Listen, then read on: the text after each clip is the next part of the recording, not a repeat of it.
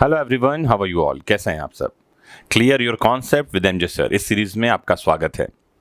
अच्छे क्वेश्चंस आप मुझे भेज रहे हैं और इस सीरीज में मैं आपके क्वेश्चंस ही ले रहा हूं जिसके आंसर मैं आपको दे रहा हूं। वेरियस हायर जुडिशियल एग्जामिनेशंस में और जुडिशियल सर्विसेज एग्जामिनेशन में क्वेश्चन पूछे जा रहे हैं और साथ ही कुछ क्वेश्चन जो हैं केसेस से रिलेटेड हैं जो कुछ एडवोकेट्स भेज रहे हैं। तो क्वेश्चन को मैंने सिंप्लीफाई कर दिया है कि पी, क्यू एंड आर इन तीनों का एक कॉमन इंटेंशन है टू रॉब एस। ध्यान से समझिए, पी, क्यू एंड आर इन तीनों का एक कॉमन इंटेंशन है कि एस को लूटेंगे ये।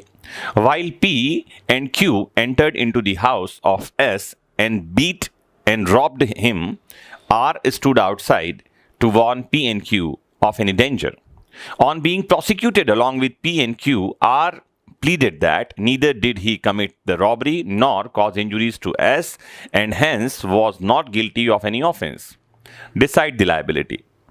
क्वेश्चन क्या है, मैं आपको ठीक से समझाऊं कि P, Q, R ये तीन लोग हैं। इन तीनों ने S को लूटने का प्लान बनाया। P और Q अंदर गए लूटने के लिए घर में उसके, R बाहर खड़ा था ताकि कोई अगर आ जाए तो उनको वार्निंग दे सके। तीनों को अरेस्ट किया गया। जब मामला चल रहा था तो आर ने अपने बचाव में कहा कि ना तो मैंने किसी को लूटा, ना मैं किसी के घर में गया, ना ही मैंने किसी को चोट पहुंचाई, मेरी कौन सी जिम्मेदारी। क्योंकि आर बाहर खड़ा था, जैसा कि मैंने आपको बताया, पी और क्यू लूट कर रहे थे अंदर। तो इसमें किसकी क्या लायबिलिटी होगी, आपको इसका मैं आंसर दे दूं। तो पहली बात तो यह है कि रॉबरी या लूट जो है, आपको यह समझना चाहिए, सेक्शन 390 आईपीसी में डिफाइंड है। होता क्या है ये, या तो ये थेफ्ट का अग्रेवेटेड फॉर्म है या ये एक्सटॉर्शन का अग्रेवेटेड फॉर्म है। अब थेफ्ट और एक्सटॉर्शन क्या है ये भी समझ लीजिए। सेक्शन 378 आईपीसी में थेफ्ट को डिफाइन किया है, चोरी इसे आप हिंदी में कहते हैं, और जो एक्सटॉर्शन है 383 आईपीसी में डिफाइंड है, जिसके लिए हिंदी में शब्द है अपकर्षण या उद्दापन। नाउ थेफ्ट में क्या होता है, थेफ्ट में किसी की प्रॉपर्टी को जो मूवेबल है उसकी सहमति के बिना बेईमानी से हटाया जाता है। Dishonest intention, moving of any property from any persons position. Extortion क्या है, किसी को डरा धमकाकर प्रॉपर्टी उगाहना, ठीक है, ब्लैकमेल करना जिसे आप कहते हैं। ये थेफ्ट ही रॉबरी हो जाती है। कब रॉबरी हो जाती है, तो सेक्शन 390 कहता है कि जहां कहीं फोर्स का यूज किया जाए, डराया धमकाया जाए, इंस्टेंट फियर होना चाहिए, तत्काल उपहति का, तत्काल चोट का, तत्काल मृत्यु का भय होना चाहिए। Instant fear is required. ठीक वैसे ही एक्सटॉर्शन में जब किसी को धन की उगाही के लिए डराया धमकाया जाता है और इंस्टेंट फियर हो जाए, जैसे एग्जाम्पल के लिए ए बी को फोन करके कहता है कि अगर तुम शाम तक पैसे नहीं लाओगे तो तुम अपने बच्चे का मरा हुआ मुंह देखोगे या मैं तुम्हारे घर में आग लगा दूंगा, कुछ भी वो धमका रहा है, तो ये एक्सटॉर्शन है। लेकिन अगर वो सामने ही खड़ा है, पिस्टल उठाकर कहता है कि अपनी संपत्ति मुझे दे दो, अदरवाइज मैं तुम्हें गोली मार दूंगा, ये रॉबरी है। इतना ही डिफरेंस है बस। तो रॉबरी का प्लान बनाया पी, क्यू, आर ने।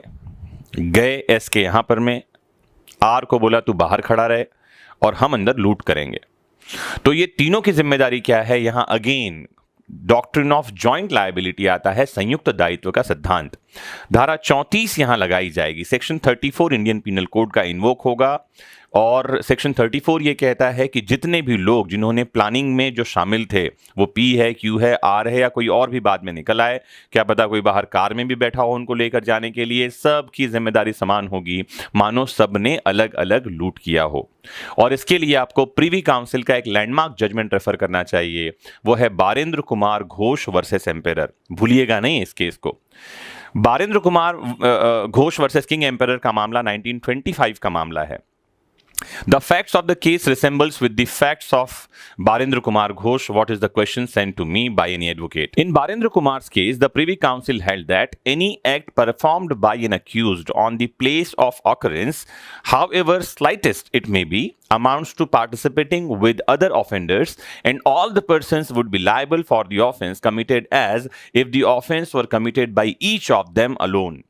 In support of this view, an important line of celebrated poet John Milton from Paradise Lost was quoted. They also serve who only stand and wait. Privy council ने जो famous poet हैं John Milton, उनकी कृति है paradise lost, उसके एक line को इस जजमेंट में कोट किया और वो लाइन है, they also serve who only stand and wait. वो भी जिम्मेदार होते हैं जो खड़े रहते हैं और इंतजार करते हैं। कई सारी हिंदी की किताबों में इसका गलत ट्रांसलेशन दे दिया जाता है, वो कहते हैं वो भी सेवा करते हैं, वो भी सेवक होते हैं। तो यहाँ दे ऑल्सो सर्व का मतलब है यहाँ जिम्मेदार होते हैं, वो भी जिम्मेदार होते हैं जो खड़े रहते हैं और इंतजार करते हैं। यहाँ आर बाहर खड़ा था गेट के बाहर और वो इंतजार कर रहा था, उसकी जिम्मेदारी क्या है? उसकी भी बराबर जिम्मेदारी है, मानो वो भी रॉबरी में शामिल था। तो पी क्यू आर इस प्रेजेंट केस में इन तीनों की जिम्मेदारी क्या होगी? तीनों ही रॉबरी के लिए बुक किए जाएंगे। तो सेक्शन 34 आईपीसी का इन्वोक होगा और तीनों की बराबर जिम्मेदारी बनेगी लूट को करने के लिए। और साथ ही अगर पी और क्यू ने रॉबरी करते समय एस को चोट पहुंचाई है, इंजुरी पहुंचाई है, तो उसके लिए भी आर की जिम्मेदारी बनेगी। तो आर ने जो प्लीडिंग किया था, जो बचाव में बात कही थी कि ना तो मैंने चोट पहुंचाई है ना मैंने लूट किया है, ये सस्टेनेबल नहीं है, कोर्ट ऑफ लॉ में उसकी बराबर जिम्मेदारी बनेगी। बस एक ही बात प्रूव करना होगा कि उसकी उपस्थिति वहां थी और प्री अरेंज प्लान का वो भी पार्ट था। उम्मीद करता हूं इस ब्रीफ लेक्चर में इस क्वेश्चन का ठीक ठीक उत्तर मैं आप तक पहुंचा पाया हूं। अगर आपको हमारी ये सीरीज पसंद आ रही है तो शेयर, लाइक और कमेंट करना मत भूलिए। हर उस व्यक्ति तक शेयर करिए जिसके बारे में आपको लगता है कि उसको ऐसे प्रश्नों के ठीक ठीक उत्तर मिल जाने चाहिए। मोस्ट इंपॉर्टेंटली जुड़े रहिए आपके अपने फेवरेट प्लेटफॉर्म विधिक शिक्षा से। Have a nice time.